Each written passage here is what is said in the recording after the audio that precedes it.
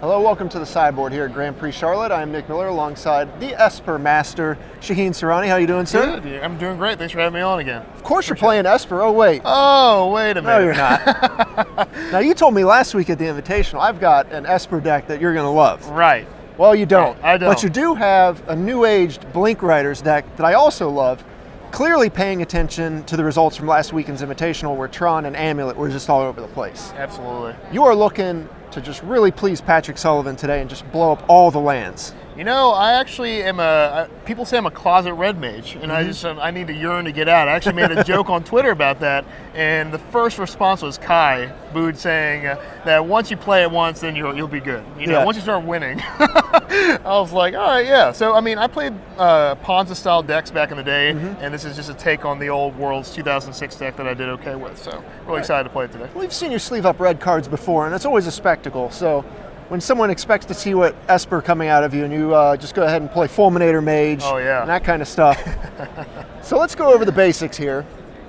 You got Fulminator Mage, you've got Avalanche Riders along with Restoration Angel, which allows you to flicker them, get more uses out of your Avalanche Riders, and Riftling Cloudscape, a little time spiral block powerhouse back in the day. Oh yeah, very good.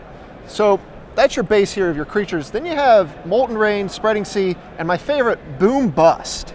Yep, best card in the deck. It's Sinkhole, and this deck it really takes advantage of Flagstones of Trocare, which is right beside it, and as you see there, the fetch land interaction. Right, this combo right here is just super powerful. Oh yeah, and if you're like a deck like this with Boom Bust when you're on the play, it's almost unlosable if you have Flagstones, Boom Bust in your hand against 9 out of 10 of the decks. Because in Modern, a lot of people aren't abusing turn one plays. Sure. There's certain really aggressive strategies and we kind of address those in the sideboard to make up for it. But everything else, you blow up a fetch land or you blow up a shock land that they give with the fetch land, they only have one Stomping Ground in their deck. They only have 2 Overgrown Tomb in their deck. So when you Boom Bust that on 2, you can nearly lock someone out with maybe 2 LD spells half the time. So. Right, a lot of people are kind of cheating on the mana base in terms of how many shocks they want, this types of things. So you get to hit their land right off the bat.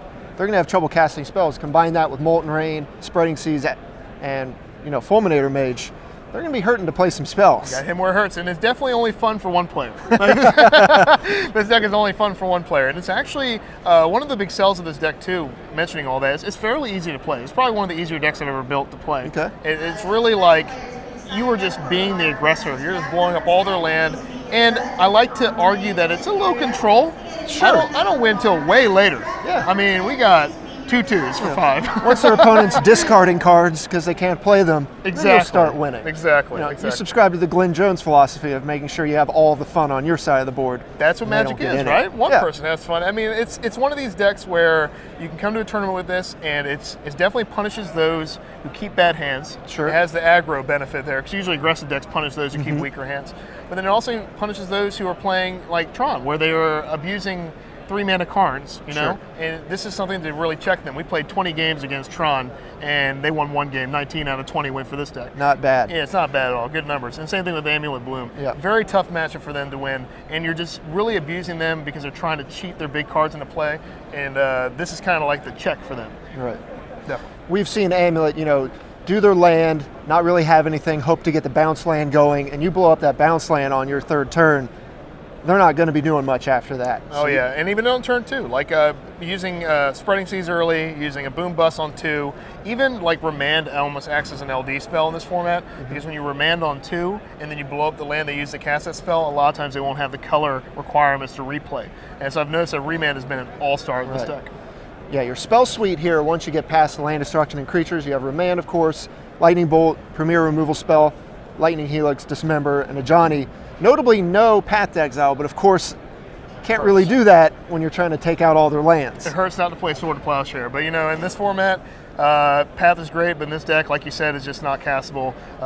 This land is a one mode. It is a one direction deck, and it will only do that one thing, and if it doesn't do it well, then you can't win. So you got to make sure that all cards line up to that, and that's why you'll see a lot of 4s and 3s in this deck instead of the sparse like 2 and 3s with Serum Visions. So instead, we're just going density. We are just untapping Molten Rain, untapping Molten Rain, untapping Fulminator Mage. So you're able to just continually just abuse the lands, and that way you don't run out of gas. And at the end of the day, when the dust settles, like you said, and they're discarding cards, then your lowly Avalanche Rider will pay his Echo, and then you'll finish the job. He'll get there. Oh yeah, little Riftwing Cloudscape will get there. Yes, he will. Now, Johnny's, this is a card we saw kind of back in the day in the Jeskai control builds. Seems really good in this deck once you kind of get a little bit of pressure, then you can just kind of shoot down or tap down their land or anything you really need to do there. Yeah, absolutely. It's probably the second best card in the deck. If Boom Bust is the first, that's the second best card. Because sometimes, I mean, we're not living in a magical Christmas land where Tarmogoyf doesn't resolve ever, and they get, sometimes they get it out. They get Tarmogoyf out, the Ooze gets out that's too big to be bolted or even sometimes dismembered, and then a Johnny Vengeance allows you to play and then maintain control of the board. Riftwing Cloudscape's job is that too, because it's actually been amazing. Like suspending that on 2 allows you to avoid the Mana Leak remand steps that your opponents will take, playing into those, And then when it comes out, you have 4 lands untapped, and it's just usually auto-resolved because the counters in this format are pretty conditional. Sure.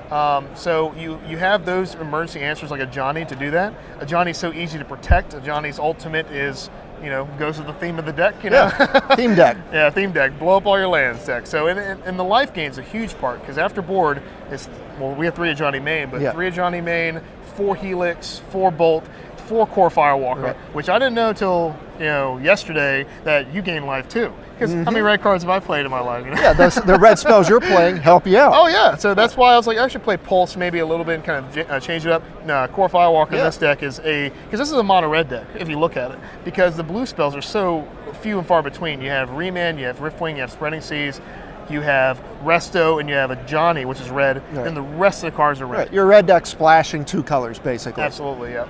Speaking of the sideboard, you've got your Firewalkers, which are great, trying to gain life along with your Helix. You've got Revelark here, which seems just pretty hilarious with what you're trying to do here. Oh yeah, I mean, if Revelark was a little bit cheaper, which it can be, it's already phenomenal the way it is, it'd be in the main deck. But right now, I really had to control the expensive sorcery in me and not put anything. So I did there. Not put anything with that's 5 mana, because this deck is a 24 land deck. Even though you have some cantripping cards like Remand and Seize, you can't play 5 drops in the main. And if you're, if Revelark is your end curve card after board, people don't really see it coming because you can't kill these cards. You can't kill Fulminator. You can't kill Avalanche. They've already done their deed. So if I'm an opponent of mine, I would clearly take anything out that kills a creature, and then Revelark with conjunction of Restoration Angel, which is an absurd interaction. Is just lights out. Right. If they're killing your creatures, you've already got them on the way in, so they're just getting hosed both ways. Full value both ways, so it's good. I mean, can't fit a Sphinx's Revelation into here. I mean, 24 land, I want to. There's a lot of cards. I had a Gideon in here, of course. I had to cut that. Actually, Supreme Verdict wasn't a bad card when I tested in here as well, to kind of clean up the mess that you leave behind. But I wanted to play in an optimal land where I just can keep the board to 1 or 2 creatures. But the reality is, if I were to play this deck, and if you guys want to play a deck similar to this, I would add either Pyroclasm or Supreme Verdict to the sideboard, because I've had an issue with just elves randomly running into that, where they play like 30 guys that cost 1 mana. But with those additional cards, this deck, there's no real matchup where I'm just petrified of. Well, you did mention you're not that great against Aether Vial. Oh yes, Aether Vial. That's like 7 land in 1. That's cheating. That's cheating. There's not enough land destruction spells in the world to deal with that card. And like you actually suggested earlier, Wear and Tear should be in the board too, maybe 1 or so. The board is a little bit rough, but it's definitely the cards that are needed, or like the Helixes, the Core Firewalker, the Revelark, and then the Shatterstorm and Stony Silence. So there's like 3 or 4 cards that are easily changeable, and those need to be helping you with the Aether Vial or fringy creature decks. So. Yeah, I could really see Pyroclasm helping out quite a bit. Yeah, definitely. 2 mana is a deal. Well, the deck looks great. Looks like you're having a lot of fun. Everyone's kind of watching and enjoying just what you're doing here. Every spell you play, they're just like, ugh. Yeah, it's fun for some of us. The observers and myself. Well, I had fun. I'm glad you're here. Thanks for sitting down here in the sideboard. Stay tuned to StarCityGames.com all weekend long for the action here in Charlotte.